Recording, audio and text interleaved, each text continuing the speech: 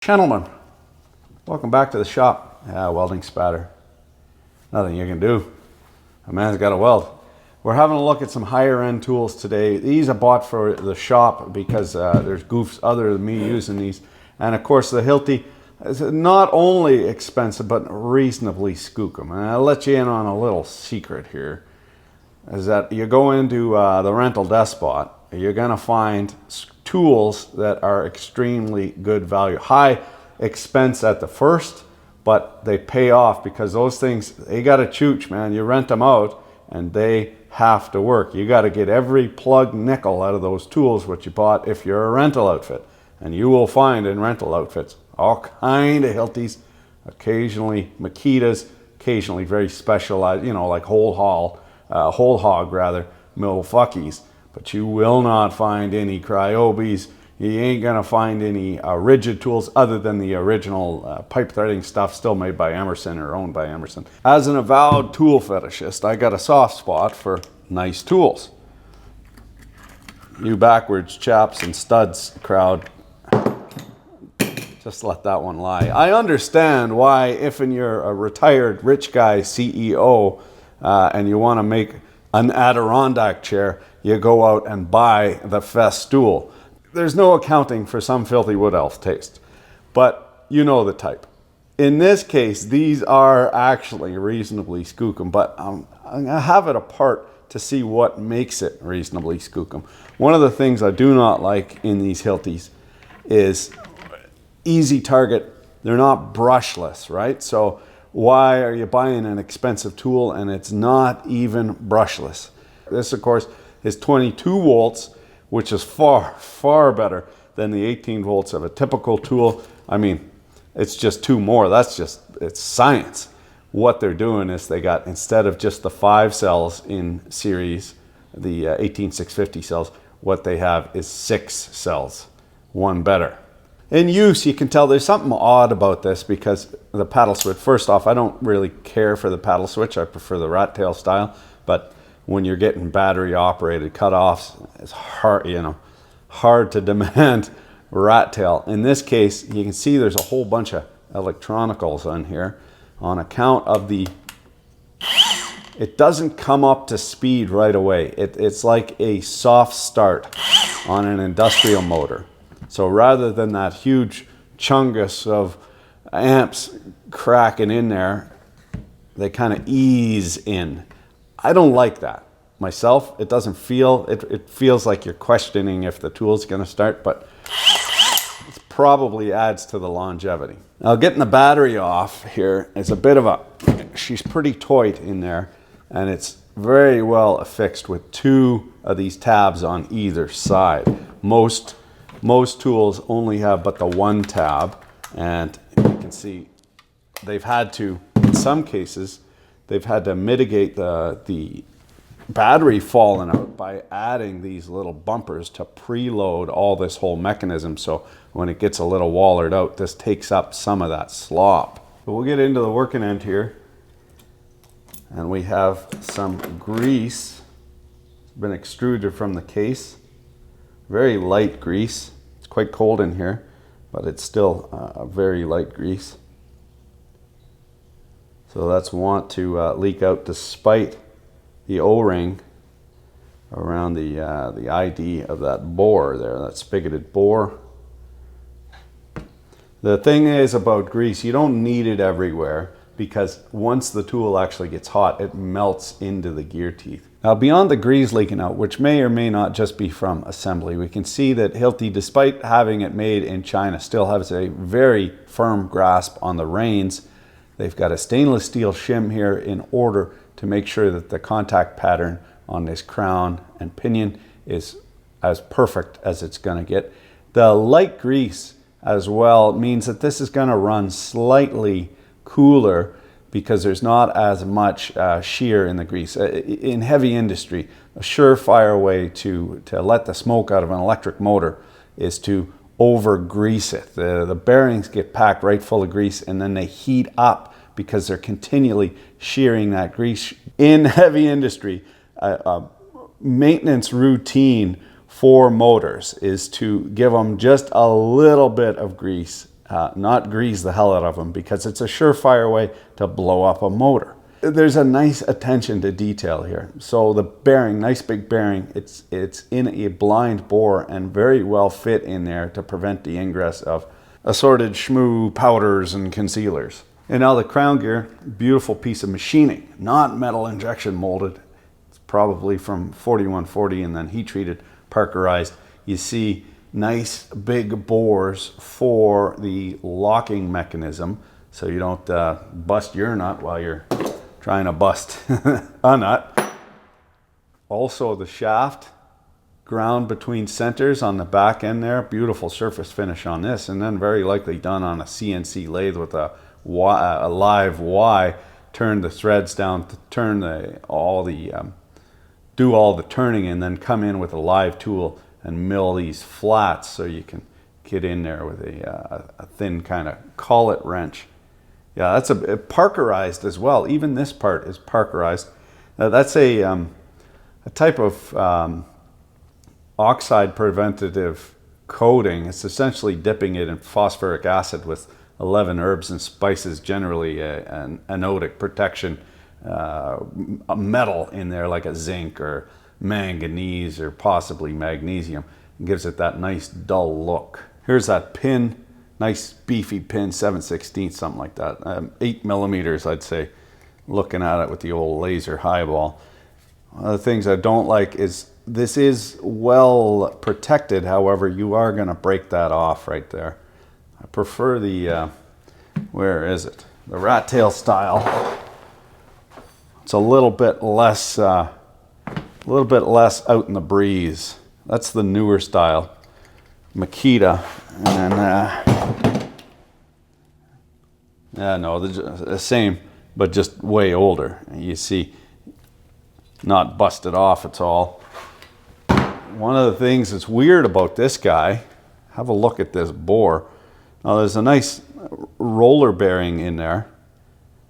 Quite a big one for the size of that backside, just to locate that shaft. If you'd focus, you fuck. Look inside the bore there, a blind bore, but the bore is actually machined further than it needs to be, which means this bearing heating up and cooling in an aluminum housing, this bearing could actually walk down deeper in, and then you have less contact on this shaft. I would like to see this. Well, we can have a look at it after it's got a few hundred more hours on it and see if this is moving at all, if it's been fretting in there or what. Having a look at this with our eye for detail, and this is special here. Aesthetically, it's very much smoother, way nicer lines than the typical greebling you get on the prosumer tool. On just about every one of them. Got this recycled condom rubber on here from the Big Rock Candy Mountain, and it's invariably, it's got to look like a Star Wars project, blaster or something. I don't care for it myself. I like the nice lines, like a beautiful woman. You see this? The clamshell is not a clamshell at all. I molded in one piece, and you can see there's a mold line here. It comes in and then molds this all in one piece. You get a couple seasons into her, and there's no way this casement can work itself loose in the hips. It get calved out because there's no fasteners at all. It's one piece, which makes it a pain in the cunnilinguals to assemble, which adds to the cost, of course, but it also adds to the skookum factor. We have found a weak link. Horror of horrors. They've made this more serviceable because the pinion is not attached to the motor, but you look at the drive mechanism there. It's one of those it's just on two little flats, and you can see where it's been working on the very nib of the corner. If you've ever used a farmer's nut rounder, also known as a Saskatchewan socket wrench, there's got to be one here somewhere. Hey, you never find them when you need them, but an adjustable wrench. You know that if you're just pulling on the very corners, she's not long for this life. So I don't know if it's not a fault, it's a feature. It's so that if some dingus end gets on the end of this thing and locks it up while it's in high-speed chooch, he doesn't launch himself into a low Earth orbit. Instead, just chowders the fuck out of this, which in a lot of cases, I would prefer this to be intact and chowder the fuck out of the dingus end, but I guess you can't say that kind of thing anymore with the softer, gentler machine gun hand in most health and safety departments. Well, this is delightful. I hadn't noticed this feature before, but looking now at the mating plat of the bateria, we see that there's 2 shark teeth there. Interesting feature. You can put the battery on and it locks in place, but the tool is not live. So for transport, what have you, that is a fantastical idea. And that way, when she's in, when she's fully engaged, yeah, I mean, that's on there like the tomcats in the back alley. She ain't coming out of there without a whole bunch of balling.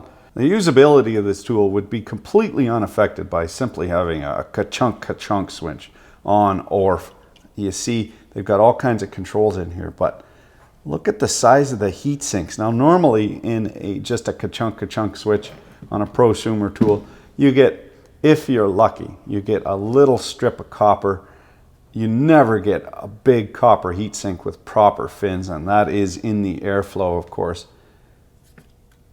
Now, either it's epoxy potted in there or glued in place, but you can see, look at the capacitors. 2 big monster capacitors in there, big heatsink, no expense spared, which is really strange to me. Normally, when you get a prosumer tool, there's stuff that's reasonably skookum or very skookum, and then other stuff that's been value engineered into complete chintziness. Normally, when you pay, well, whatever you pay for these big bucks, everything about it is good. Like we had the fine grinder part made in Germany, and fine is right. That thing was fan-fucking-tastic.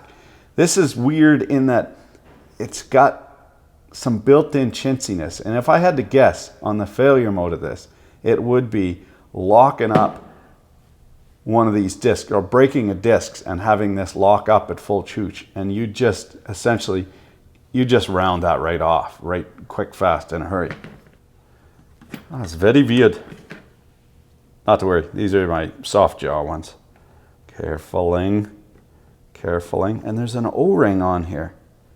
What could the O-ring be for? Oh, this shaft is hollow. Look at that.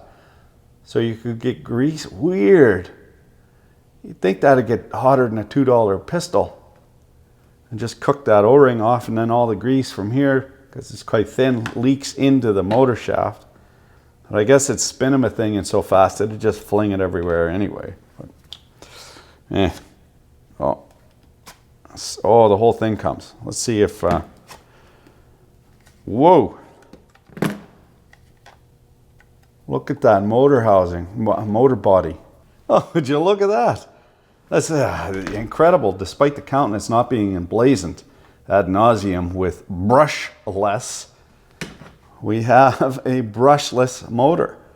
We see, yeah, this is the flux ring for, well, you wouldn't call it a flux ring, but it's a segmented magnet to trigger on the Hall effect sensors down in here in order for the confuser. And that's why we have so much electronicals on there, because it's actually a brushless DC motor. All the windings are staked on, physically staked on. Best connection there is. So do we have to, I would say it begs the question, but that's not the proper usage. Do we need to time this? Does it need to be timed? If it does, we're fucked, because I didn't pay any attention digging around here. And by we, I mean the royal we. You probably don't give a fuck if I can't get her back together. Schadenfreude being what it is. I got to get my plug nickel out of this yet. I fetched up on something. I might get you to, or need you to look away and whistle Dixie. Same way your parents made you when they were wrestling. One last little thing here. I Oh yeah. Oh, there we go. Never mind. Never mind. It's cool. It's cool. I handled it myself. Oh, maybe not. Oh, there we go. Fuck, this thing fits together nice. All the molding is perfect. It's excellent. There is no, this is like state of the, no, there's no like involved. This is state of the art and the mastery and craft of injection molding. These guys what made these molds, she still won't come, the Jesus thing. A bit more poking and prodding. I might need to go into the wife's bedside table. Before we get out the Grand Marteau or the jeweler's hammer, electronicals just love getting tapped on. Tap it, tap, tap. Oh, there we go. It's just a little stiff. Once you get it warmed up, look at that. Oh, and the switch. The switch. Look at the fucking schmoo-ingress. Like I done told my beautiful bride-to-be, I swear, it's bigger once you get it in your hand. Look at the size of this cork stuffer. You can plainly tell that the ingenuity, they were working from a different clipboard than the typical prosumer ones. Obviously, price is first and foremost, but in this case, it's very robust, and this is the most skookum packaging of that three-phase driver for the brushless DC motor that I've ever seen. You look at even the Hall effect sensors in the back here, they're surmounted in amulite. They've actually taken the time to injection mold that PCB into a plastic casement. It's not just coliformally coated, you know, same shit, different pile. It's actually been injection molded plastique. The switch itself does have, there's no bellows on it. It is in the casement, and we see it is picking up dust, but there's an O-ring in there, a wiper. So it is wiping off that dust, and a beautiful snap action to her. Ka-chunk, ka-chunk. That thing, yeah, a totally different engineering proposition. You're working for these guys building tools, or you're working for these guys or those guys, or you know, whichever color you bleed. Actually, whichever model of Gillette razor battery you've purchased. Speaking of, getting back to this engineering misery wrapped in a enema, they had to have known, they had to have engineered this so that it would be the weak point. You get this thing spinning a thing in 30,000 ripums, and she stops dead. Something's got to give, and it's gonna be this. So they might have made that an easily serviceable item, because of course the marketing strategy for these is completely different than prosumer tools. What they're doing is they're trying to get into fleets, industrial fleets, and then they have a tool rep, what's got you know, shows up in a red shirt and a nice ponytail and takes all your busted tools and gets them fixed for you at the Magic Pixie place, and then brings them back good as new. All they do is send you, you just got to pay the bill every month like you do your rent. We'll put out a little bowl of rice as an offering and see if some magical pixie from the land of this creator comes and puts it back together on the healing. Miraculous things happen on the healing bench. This is going to be not fun to put back together. Everything's so fucking tight. Would you look at that? Not a fastener left over. Wonders never crease. That didn't take too long, but 2 beers. Oh, something wrong there. Something wrong there. Famous last words. I'll put a new battery in there. Don't mind my jangly bits. They're big and black, but they're family friendly. We're just gonna do some grinding and some painting, you know, typical welder stuff. I'll probably use some safety glasses, but they're all the way over there. I'll just squint.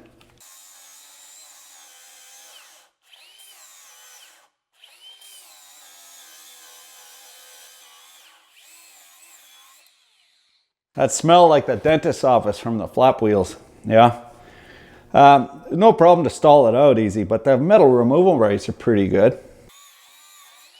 Well, this is not really the usage case for this. You're more looking at light duty, quick little jobs, cutting, nipping, taking the chamfer. You know, might not be much of a welder, but I'm a hell of a grinder. Look at the surface finish on that. This will not replace your fajita rat tail grinder, but yeah, she's okay. Let's have a look, see how she hotted up. Maybe just move my dangly bits out of frame here. Hard to get good help these days. What's going on? I don't know. I can't see through the glare.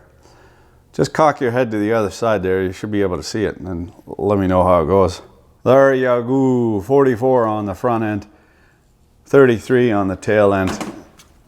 2 bars down. Well, she recovered a little bit. The thing, this cordless grinder, never going to replace your nutritious, delicious fajita grinder, rat tail, because it just doesn't have the, like, it's not plugged in. You're not going to get that continuous duty. One of those things, I mean, you lean on it all day long, no problem at all. This thing, different usage case. Quick jobs up a ladder, just deburring, buffing, zip cutting little things. This is where it's the cock for dolly. I'm not convinced about that craptacular mechanism, the drive mechanism. I have a feeling that is an engineered weak point. What I would like to do, no, not what I would like to do. What I'm gonna do. No, not what I'm gonna do. What I will do. Gonna send this out to some scumbag to use proper in the field. See if you can't break it.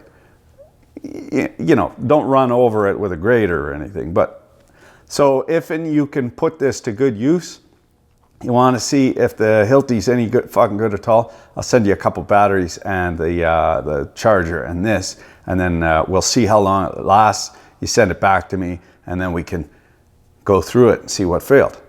So thanks for watching. Keep your dick in a vice.